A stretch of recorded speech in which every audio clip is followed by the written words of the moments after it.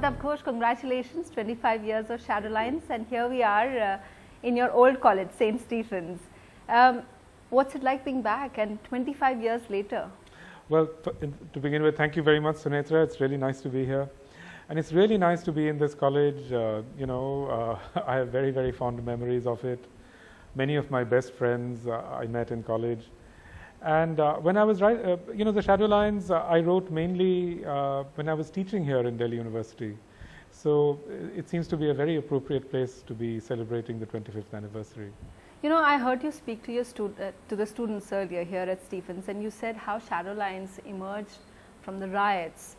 It's set, of course, in the riots of '64 in Bengal and Dhaka, and it's written, I think you wrote it soon after 1984 riots. That actually seems really topical today because of what's happening in Muzaffarnagar.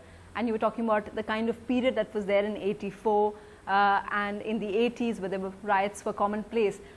Would you like to talk about how India's perhaps changed in these 25 years, or in that sense, what you were saying, that it hasn't changed at all?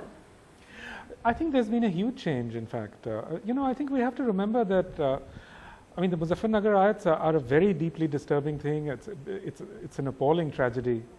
But we have to remember that there's been a long unbroken period in these last 10 years when there were no riots, So what is disturbing about them is that they've happened after a long period of fairly peaceful relations on the communal front. So that is something that is very disturbing. But also let's look on the plus side that we did have several years when there were no riots, which was not the case in the 1980s. There were riots all the time, 1980s, early 90s. Bhagalpur, yes, exactly. Delhi, all of those riots. So there is a sort of plus side. The other thing which is a plus, I think, is that the riots haven't spread. They're just in a... Today in Muzaffarnagar, you're saying? Yes.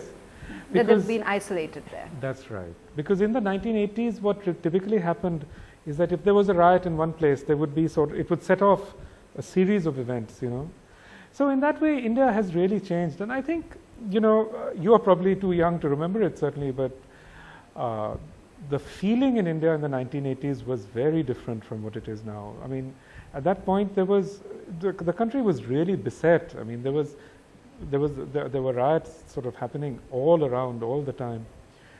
And that certainly changed, significantly. And I think one of the reasons for that change is actually the media, The presence of the media has made a huge difference. Everyone always says that about 2002. But yes. Do you see common strains? Because I know in '84, and you've written about this as well, how you were a first-hand eyewitness of the '84 riots. Do you see common strains? Because I know that you talked about the fact that '64 riots, which you wrote about in your book, the difference between '64 and '84 was the role of the state. Yeah. In that sense, do you see common strains with Muzaffarnagar? This certainly is a difference between 1964 and '84. In '64, the riots had a certain kind of spontaneity. They started in different places, they were both equally tragic. Many people died in both sets of events. But in 1984, there was certainly a sense of a political direction, that happened in these riots. We know the names of the politicians who were behind it. They were mainly Congress politicians.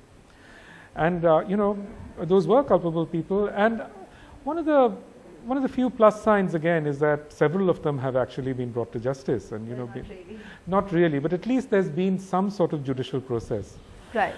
About Muzaffarnagar, I'm not sure of what degree of political involvement there is. I think we still have to wait to find out. What I know at this point is that it was started because of internet rumors. Yes. That's what I know so far. So I don't know if there's any kind of state or political direction to it. But in a way, what people are kind of worried about is that in just the last few months, in the last couple of months, is that we've seen, of course, Muzaffarnagar is something we're still dealing with. We saw Nevada in Bihar. We saw Kishwar in Kashmir. And of course, before that, we also saw some exodus from Bangalore, a metropolitan city like Bangalore, again, because of internet rumors and things like that. Is there something, and only someone as an observer of society like you, is there something happening of late? Because you're right, for a long time India saw no riots. Even after 2002 there were no riots. In Gujarat never saw riots after that, and we didn't see that. So we had, relative calm. Is there something which has sparked off this series of riots? Is it a political movement that you can see? In the first place, I think I should perhaps qualify what I said before in talking about calm, because Kashmir has really not been calm for a long time, and we have to remember that the whole Chhattisgarh area has not been calm at all.